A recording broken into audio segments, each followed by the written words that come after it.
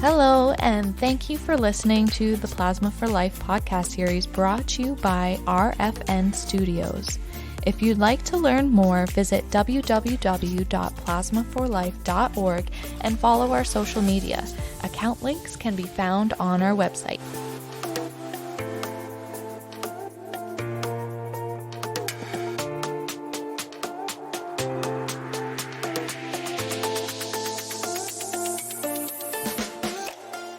My name is Kate. I am a Canadian multifocal motor neuropathy patient who was affected by the subcutaneous immunoglobulin shortage. This experience, along with the experience of other patients, made me dig deep into the world of Canada's plasma supply and inspired me to do whatever I could to raise awareness and advocate for change. This journey led me to today's guest, Peter Jaworski. He is a Canadian ethicist, associate teaching professor of business ethics at Georgetown University, author of Markets Without Limits, Moral Virtues and Commercial Interests, co-founder of DonationEthics.com, and co-founder of Plasma for Life. He has been a great supporter, advocate, and partner, and here's what he had to say on the current status of Canada's plasma supply chain. I think the most important thing to understand is that Canada is almost entirely reliant on plasma from other countries for the plasma medicines that people like you need, either to just live, like sometimes the medicines are literally life-saving. In other cases, they make a very significant improvement to the quality of life. So we are, as a country, we are almost entirely dependent on other countries. It used to be the case that like overwhelmingly over 80% of the plasma medicine that we use in Canada came from paid donors in the United States. Canadian Blood Services has now started to diversify a little bit, and they also take plasma medicine that is made with European, but also paid plasma. So Canada is in this weird situation where the provinces that are the most populous, I mean Quebec, Ontario, Alberta, and British Columbia, over 80% of Canada's citizens resides in one of those provinces, and each of those provinces have banned paying donors for plasma donations in those provinces. And yet over 80% of the plasma medicine that Canadians use comes from foreign sources, comes from countries that pay their own donors. That's the present and I think totally unsustainable situation in Canada. Canadian Blood Services, who is responsible for managing Canada's blood and plasma supply, surely they must be working to fix this issue. Canadian Blood Services does have a plan to increase domestic reliance or self-sufficiency. You know, my opinion is those are first of all, they're at least 2 to 4 times more expensive than paying people for their plasma. Mm-hmm. And I just don't think it's going to work. So Canada's in I think a bit of a precarious situation looking forward into the future. Because the other element of this is the growth rate in the use of the plasma medicines, which is awfully close to 10% growth around the world. So we need a lot more plasma, and Canada is just not contributing. In fact, Canadian Blood Services aims to open 40 plasma collection centers across the country, asking for $855 million of government funding. This project aims to achieve 50% self-sufficiency in a time where Canada and the world needs more plasma. According to the World Health Organization, there are about 1.4 million people living with primary immunodeficiency, and 75% of them do not have adequate access to plasma therapies. During last year's shortage, I heard stories from other patients in the U.S. suffering even worse than Canadians did, being forced to stretch out their treatments by an extra 2 to 4 weeks, or some not knowing if they'd get their treatment month to month at all. Now, with the prospect of convalescent plasma and hyperimmune globulin to possibly treat COVID-19, and the drop in usual donations seen because of the pandemic, we are adding stress to an already strained supply. And Canadian Blood Services is anticipating yet another potential shortage in late 2020 to early 2021. Patients are suffering from our apathy, and Canada needs to stand up and set the example. Peter feels the same. If we're going to ban commercial enterprises from collecting plasma and Canadian Blood Services is the only collector of plasma, I think that's frankly disappointing. Canada is a rich country, right? We are amongst the richest. I say we because I am Canadian, right? But like we are amongst the richest countries in the world. The demand for plasma medicine is global. It's not just Canadian. I have no idea why we're so narrow-minded. And I'll say that, I say that with some advisement and a bit of care, but like I feel as though we're being so narrow-minded. Canada needs to be a net exporter of plasma. That is, we shouldn't be aiming for 50% self-sufficiency. We should be aiming for collecting 200% of Canada's needs so that we can export the plasma to poorer countries around the world that are still in desperate need of the plasma to manufacture this medicine. So what do I think of Canadian Blood Services aiming for 50% self-sufficiency? I think that's just not good enough. Peter has been an advocate for the need to pay plasma donors to give patients reliable access for years. As an ethicist, he has summed up the focus of the argument with the acronym SSACE. Safety is the first and most important reason. The second one is security, and then ACE, altruism, commodification, and exploitation. Those are like the 5 major objections. Well, let's go through the most important ones. The issue of safety was in every province where they have gone ahead and passed the law, which is the Voluntary Blood Donations Act. The people on the other side, the people who oppose it, have raised the specter of like, it's possible that we might have another tainted blood scandal. It's possible that there are diseases or viruses that we don't yet know about that might appear in our blood supply or in the compensated plasma. So they raised the issue of safety, and I actually think, not only do I think that that's wrong because it flies in the face of what every expert has to say, it's also, it has to be wrong because nobody has yet argued for a ban on the importation of plasma medicine made with paid plasma. The people who are against paid plasma in Ontario or in Alberta or in other provinces in Canada, none of them have said that we should ban the importation of this plasma medicine made with paid plasma.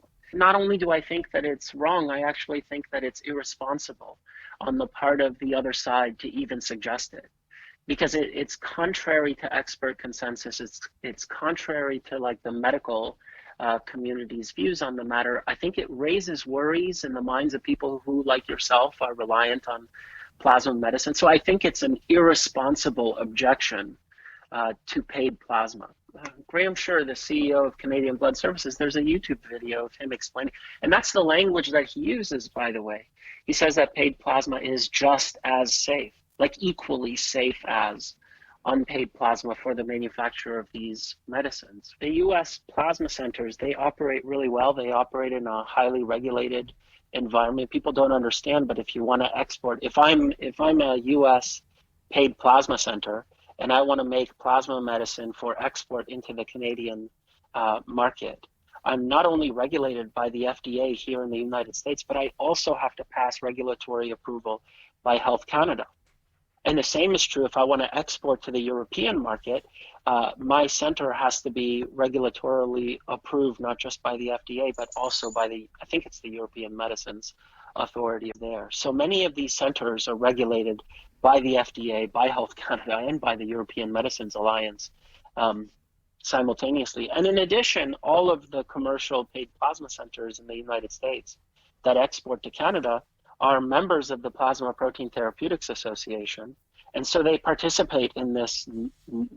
It's not required by law, but they all participate in it. They participate in the International Quality Plasma Program certification system, which introduces additional regulatory hurdles.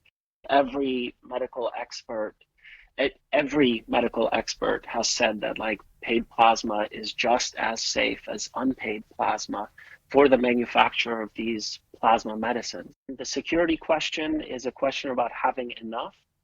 And there's no country in the world that collects enough plasma unless they pay people. With respect to security, we know that incentivizing people, we know that paying people to donate plasma is going to increase the amount of plasma that people donate.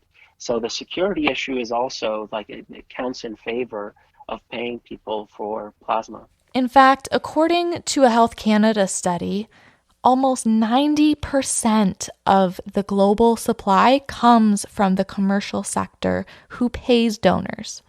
But since plasma is part of blood, we need to ensure that patients also have reliable access to whole blood when they need it, and examine the relationship between plasma collection and whole blood collection. The Health Canada expert panel report said, they looked at some of the evidence and they didn't see any signs of a negative impact on unpaid blood donations from the presence of paid plasma in a jurisdiction. And all of the studies that I've looked at so far are all of them survey-based, or they're kind of, let's look at Germany and what happened in Germany before and after they had paid plasma, which is not the same as looking at like specific jurisdictions and doing the math. And all of those studies point in both directions. We don't really know.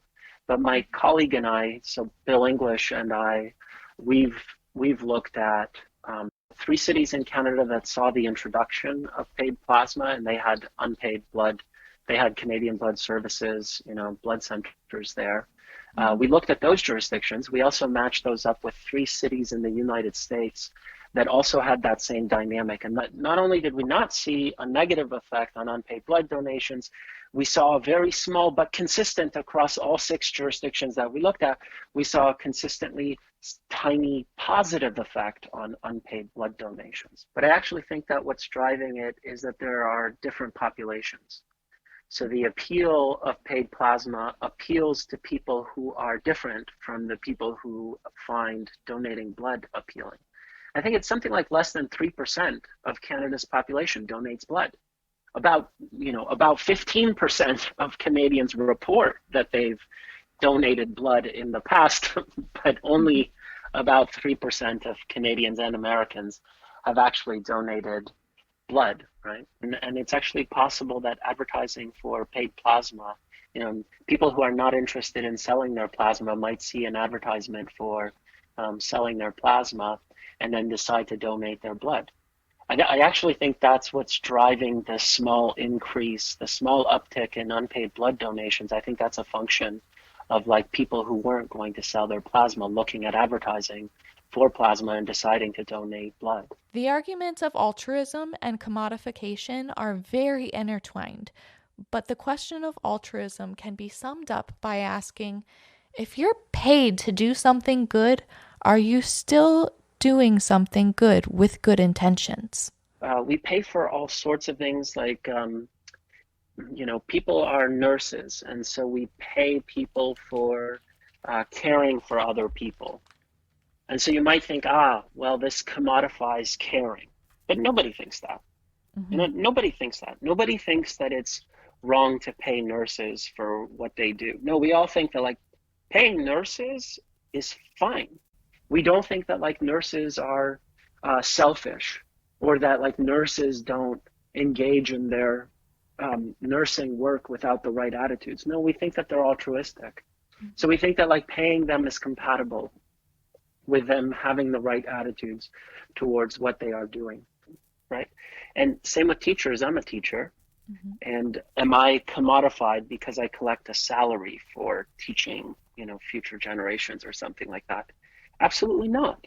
We have life insurance that's compatible with having the right attitude towards other people. We pay for works of art. We know that like Picasso is worth 20 million or whatever the value of that painting is. Hmm. But it doesn't mean that like people who respect art don't have the right attitude towards the intrinsic value. It's perfectly compatible to do both. You can put out everything we buy has a price tag, but like, right now I'm in my cabin in West Virginia, Hmm. and I paid a certain amount of money for it, but it's home. It's not just a house, it's my home. And home is like the place that makes you feel comfortable. And that's true, even though I paid money for it. So the mood, the feeling that I have when I'm in this cabin, that's compatible with this cabin having a price tag, right? Yeah. So at this point, I want to say, we pay for plasma in the United States. People are paid for plasma. There are some states that don't have any, um, they don't have any paid plasma centers. Is there any evidence, right? We can ask people, we can take surveys, we can find out about people's attitudes towards their own bodies or human bodies in general. Is there any evidence that paying for plasma in a jurisdiction makes the people who live there feel differently about their own bodies or other people's bodies? The answer, near as I can tell, is no, right? So this is like a bit of speculation. And so I can speculate on the other side, for example. They're like, if you put a price tag on this, and people are going to think of that as a commodity, they're only going to care about it instrumentally, they're going to put the wrong value on it. But that's just without empirical evidence that that's true. That's just pure speculation. But I can speculate on the other side.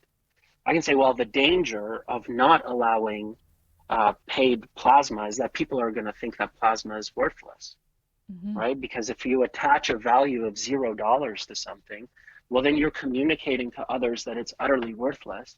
And so maybe people are going to have the wrong attitude towards their own body if we don't attach a price tag to it. No, of course, the argument that I just made is ridiculous. Yeah. Like, clearly everybody would say, wait, there's no evidence that that's true.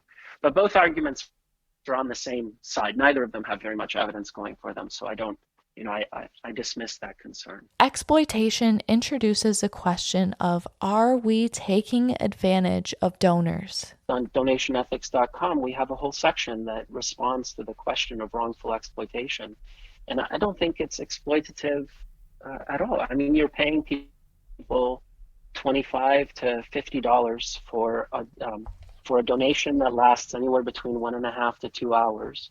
That's actually a good deal, right? And it represents about 25 to 30% of the total revenue that the commercial enterprise receives from selling the plasma.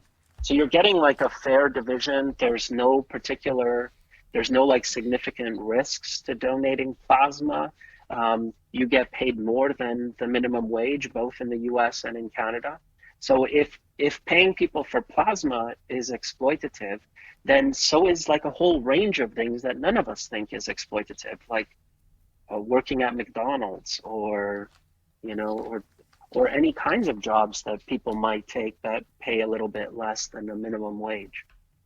People raise the worry about exploitation, but I don't understand how you don't solve the problem of exploitation by saying you can't do this, right? Hmm. It's not as though the people who, suppose it's poor people who sell their plasma, and we look at that and we go, oh no, that's bad. But when you ban paid plasma, you don't magically put $50 into the pockets of like poor people. You don't address the issue of poverty at all. All you do is remove an option that like people who have very few options have. So if I were a poor person, selling my plasma might be at the top of my list of ways to like make ends meet or to help me make ends meet. That might be like the thing that I think is my best option. And then you come along, you're like heroic supporter of the poor or whatever, and you're like, oh, dear poor people, I will help you. I will make it illegal for you to sell your plasma. I don't see how you've helped me at all, right? All you've done is taken away the best option that I had to make ends meet. And now I have to go down further of my list of like bad options. And on this topic, RFN Studios producer and philosophy major John Harris wanted to dig into the philosophy of this argument. Okay, so the characters that you mentioned, let's do a little brief political philosophy history. So yeah, I mentioned Locke, and then the contemporary like equivalent of Locke is going to be Robert Nozick. And Robert Nozick is responding to John Rawls. John Rawls is like the most significant political philosopher of the 20th century, right? And Rawls, in a theory of justice, says, as you put it, right, it's okay to have inequalities, but only if they redound to the worst off, like representative person, or to the worst off group. So that's Rawls's view. Nozick is responding to Rawls in a Lockean vein. Nozick is saying that like we own ourselves, and actually inequality isn't the thing that matters. What matters more is something like liberty. You have Sandel, who is also responding to Rawls. He's a bit of a communitarian. He's a little bit more sympathetic to Rawls than Robert Nozick was. Elizabeth Anderson, more contemporarily, is talking about democratic equality. And then you mentioned G.A. Cohen, who's fun to mention because he's Canadian, and he's like a contemporary Marxist. So on the question of exploitation and each of these like figures in political philosophy, for somebody like Robert Nozick, that issue isn't going to come up very strongly, precisely because for him, people are going to have certain rights, and they're going to have the right to make decisions about themselves. And preventing people from selling their plasma, for example, is a form of paternalism that's going to conflict with his view about what it is just for us to do. This is going to be more of a live issue for somebody like Elizabeth Anderson, and definitely somebody like Michael Sandel. Right, in my book, Markets Without Limits, and part of what we're doing is we're responding to people like Elizabeth Anderson and Michael Sandel. Broadly speaking, I think I don't think the issue of exploitation really applies in the case of paid plasma, given how much people are paid. So typically, theories of exploitation are going to give some kind of accounting of when it is that we know that something is exploitative. And there are a number of different theories of exploitation. The most popular one is that there's like an unfair division of the benefits from trade. So like if you and I, John, if we engage in some kind of trade and I get like 90% of the value and you get 10% of the value, then we might say that I am exploiting you, right? I'm taking advantage of some vulnerability that you have in order to extract more than like than a fair value of that particular exchange. Under that definition, wouldn't the donation be more exploitative than receiving some sort of compensation? If it's exploitative to pay people $30 for plasma donation, if that's an unfair division of the benefits from trade, then like $0 is even worse. In terms of like an unfair division of the benefits from trade, I don't see it there. In terms of like the risk to the donor, because sometimes you might say that like, the risks are so high that the donor deserves or warrants like even more, but the risk of plasma donation is not that significant. And in terms of the like undue pressure, it's not like the amount of money that you're offered, it's significant. Like I said, it's like $300 a month, and depending on how you're doing financially, that can be a significant sum of money, but it's not so much that you can't make a rational or reasonable decision to engage in this kind of exchange. So I actually don't think that any of the characters that you mentioned, I don't think any of them, when confronted with the facts of plasma donation, I don't think any of them would defend the view that paid plasma is exploitative. The only two that might are people like Elizabeth Anderson and Michael Sandel. Right? With Peter being so devoted to this cause, I asked his feelings about the organizations like Blood Watch, who lobbied for the Voluntary Blood Donation Act in the first place, citing the tainted blood scandal. I think their heart is in the right place. For the most part, I think their heart is in the right place. I've been very public, and I've, on Twitter and in other public venues, and in fact, in every opportunity that I have, I tell groups like Blood Watch, but also other groups as well who are on the other side, that it is irresponsible to raise the prospect of the tainted blood scandal. It's irresponsible. Frankly, I think it's unethical, because at this point they should know better. Right? They should know that paid plasma does not represent, a safety threat. I wish I could speak to them face to face in person and explain to them that this is behavior that's It's simply unacceptable. We can have a very reasonable debate about the merits and demerits of compensating people for plasma donation without anybody being unscientific about it, right?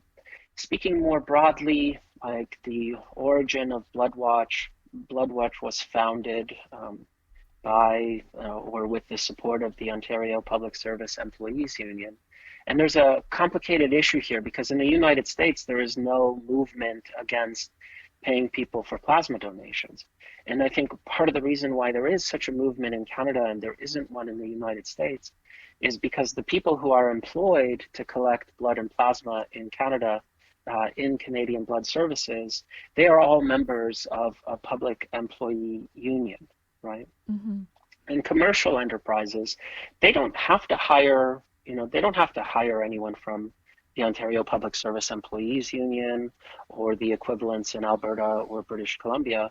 They're not required by law to do that. So in Canada, what you have is like you have this interest, this employees union interest, and you have commercial enterprises popping up that don't have to hire those people. So in Canada, it's the case that like if we ban commercial enterprises, then our only option is to expand Canadian Blood Services to collect plasma. And if we expand Canadian Blood Services to collect plasma, then the phlebotomists and everyone else who works there is going to be represented by these public sector unions. So I think they have an interest in banning commercial enterprises in order to increase the amount of clout that they have, in order to increase the number of people that they represent, in order to increase the number of union dues, and so on. But I've asked Bloodwatch multiple times, like, where do you get your funding?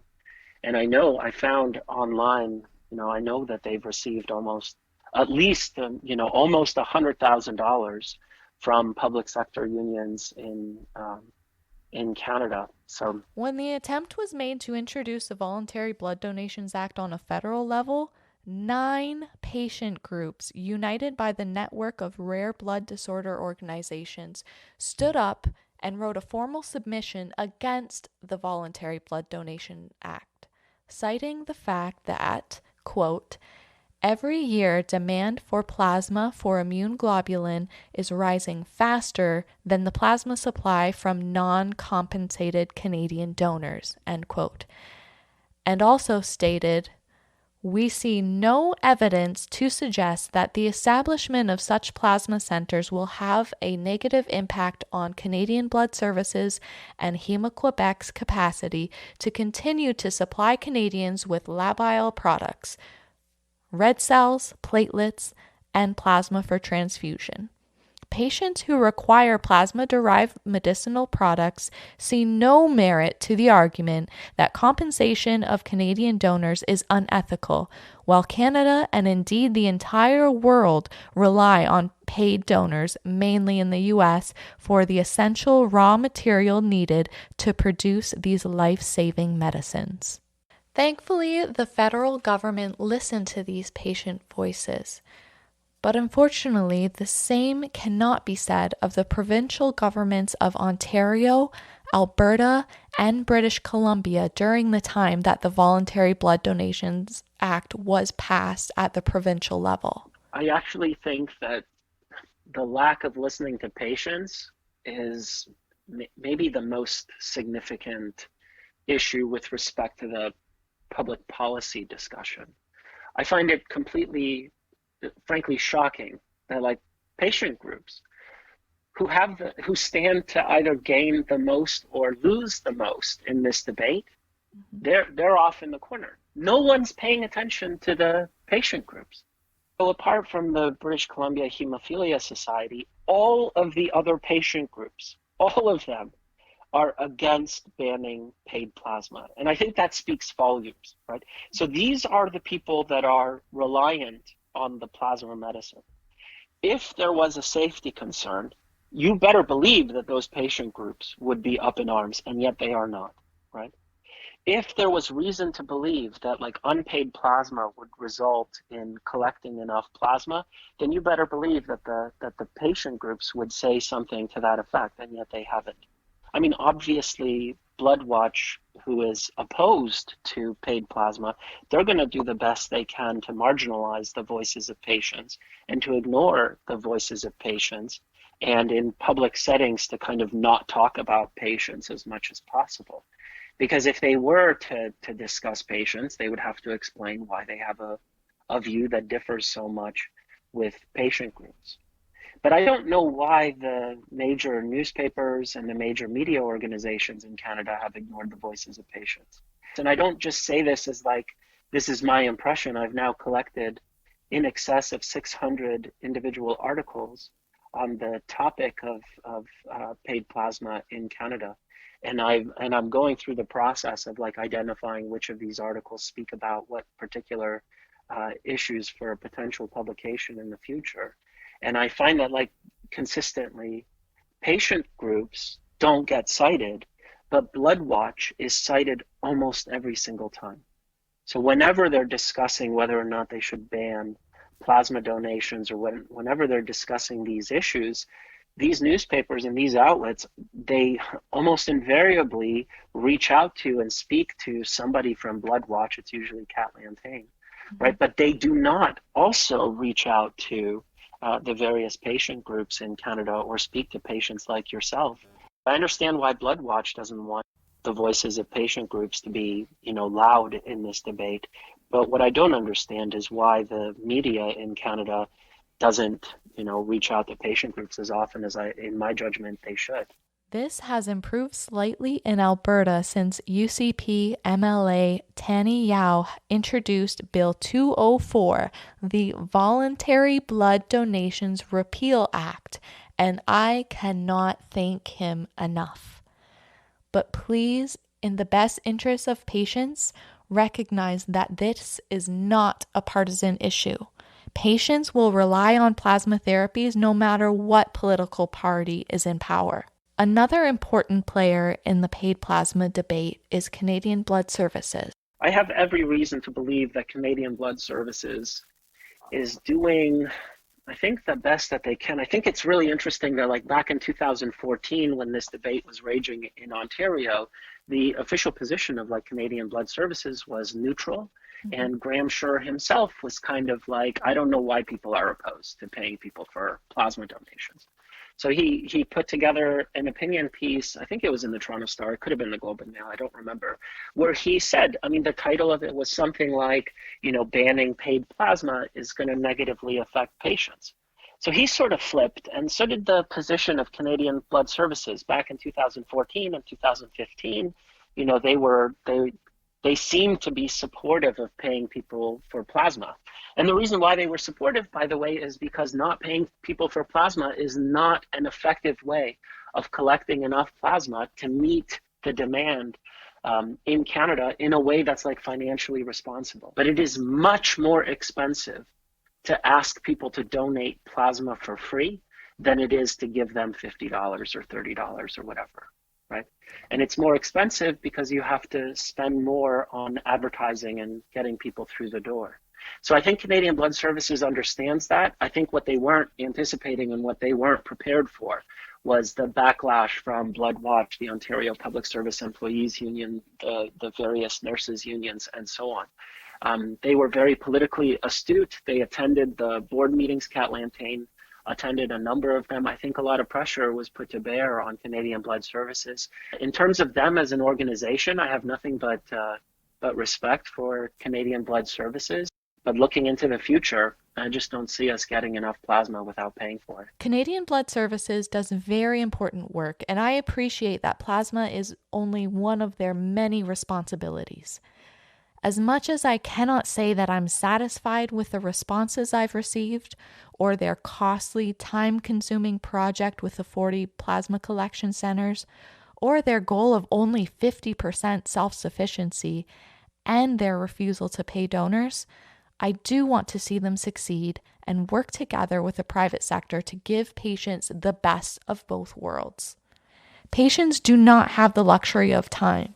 We cannot waste time and money exhausting every other option when the answer is right in front of us. So first, I think the U.S. model, it's it's really good, right? So, and the reason why I say that is because just at the moment, 74% of the entire world, of the entire world's supply need is met by U.S. paid plasma centers.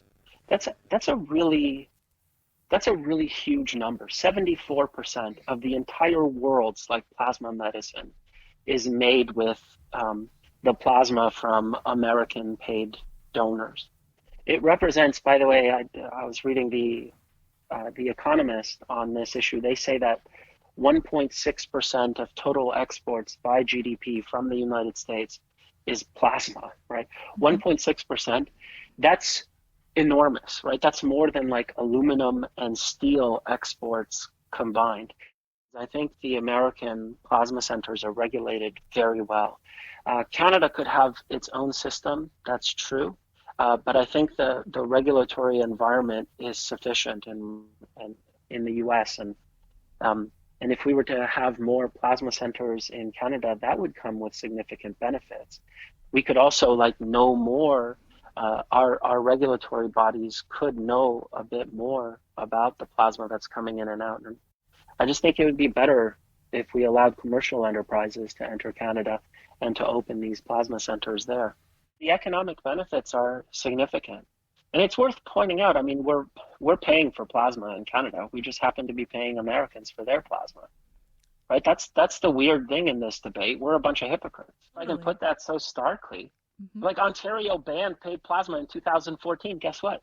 Right now, Ontario uses more paid plasma than they did before the passage of the Voluntary Blood Donations Act.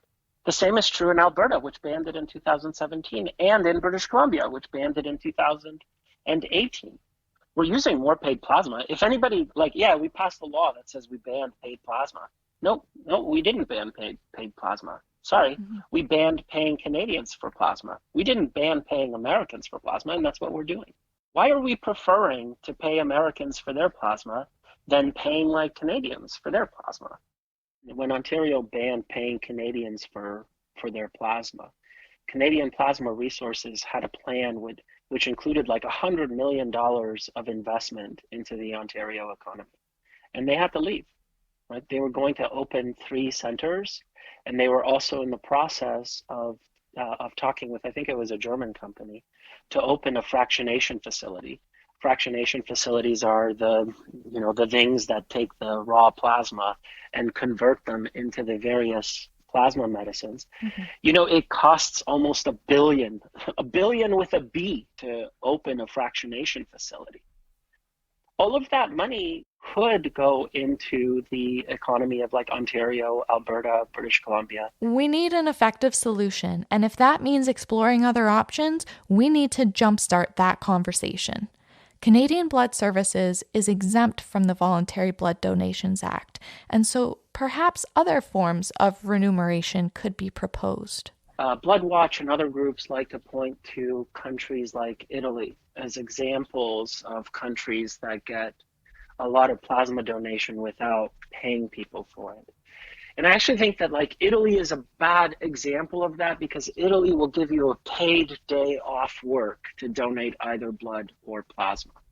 And a lot of people prefer to donate blood in Italy than plasma because it doesn't take as long to donate blood as it does to donate plasma. But you can donate plasma more frequently. You can do it once a week in Europe or twice a week in Canada and in the United States, right? But like a paid day off work, how does that not count as payment? Like, that's clearly payment, right? So like Italy is another one of the countries that like pays people for both plasma and blood donation. We just have this weird like technical system where we don't call that proper compensation. Giving people a paid day off work in Canada might work. I think that might be an alternative to giving people cash money, right? I don't know why we're allergic to paying people cash. We don't give nurses a paid day off their other jobs, right? We don't come up with these like weird schemes to like pay nurses, doctors, and teachers. No, we just give them cash money, right? So give people a tax credit. That's something.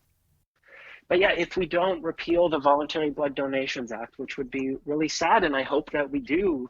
I hope that Ontario and Alberta and British Columbia and even Quebec, I hope that they do repeal it. If we don't repeal it, I believe that we will continue to be reliant on the United States and other jurisdictions that pay for plasma donations. I know that the Netherlands, St. Keen, is their blood collecting body. I know St. Keen is putting thought into paying people for plasma donations. And given the nature of the demand, there will be countries that are going to go ahead and pay for plasma. And I think we'll just be more reliant on other countries. One glaring question that I had was why, when the U.S. is the largest collector of plasma, were American patients affected more severely and for longer than Canadian patients? I'm not entirely sure why that's the case. I mean, and in a way, it's a little bit more upsetting, right? Because the plasma comes from the United States, and meanwhile, like patients in the United States are suffering from IVIG shortages, SCIG shortages. So it takes like 7 to 12 months to make a single vial of immune globulin. Right. So that supply chain is complicated. That means the plasma that we collect today won't be turned into a medicine until like at least 7 months from now. So we have to anticipate, and all of these companies, they're contractually obligated to fulfill certain kinds of demands, right? So like Canadian Blood Services signs a contract with Grifols and with Takeda. I think those are the only two companies, but it could be others. And then Grifols and Takeda are contractually obligated to produce enough medicine for Canadian Blood Services. In the United States, the various hospitals, and sometimes I think groups of hospitals, create these contracts as well. But, you know, Canadian Blood Services is bigger. Right. Canadian Blood Services is all of Canada. So that's a huge contract. So a company like Takeda is probably going to prioritize a contract from Canadian Blood Services over a contract from like a hospital in, you know, Morgantown, West Virginia. This is yet another reason why Canada needs to step up when it comes to aiming to contribute to the global supply. It is hugely unfair for us to put this burden almost exclusively on the backs of a handful of countries, be one of the largest drains on that supply, and then pat ourselves on the back for our perceived moral superiority for having a purely voluntary, unpaid donation system. This is not only hypocritical, it is harmful. In conclusion, I do, for anyone who's listening, I hope that you're willing to do something to kind of repeal the Voluntary Blood Donations Act. This is an issue that's going to affect us for many years into the future. Right? The demand for these products is growing significantly, and there are plenty of countries who are just now coming online, like whole parts of India. We're talking about like millions and millions of people do not have access to these medicines, right? And those healthcare systems are slowly improving. And when they come online, the demand for these medicines is going to grow. Right now, it's growing at 9.6%, but that's a stable growth, meaning that like we'll see higher growth rates in the demand for these medicines going forward into the future. And oh, by the way, if it turns out that human blood plasma is good at addressing like Alzheimer's, dementia, or something to do with cardiovascular events, then that demand is it's not just gonna skyrocket, it's gonna blow up, it's gonna be so significant. And the thought that like right now, by passing these laws, all we're doing is we're limiting the amount of plasma that we're collecting in Canada, and I think that's a mistake. So I would urge listeners to do something, to pick up the phone, call your local MP, call your local MPP, actually never mind the MP, just your local MPP, right? Call that person and ask him or her to like repeal the Voluntary Blood Donations Act. Thank you so much, Peter, for your time, your enthusiasm, and your advocacy. It is so greatly appreciated. If you'd like to learn more, check out donationethics.com, follow Peter Jaworski on Twitter, and if you'd like to help but need some guidance on where to start or have any questions, feel free to contact me directly at kate@plasmaforlife.org. Please consider donating blood or plasma wherever you are. paid or unpaid, it is one of the greatest contributions you can make to help patients, and we thank all donors for taking the time.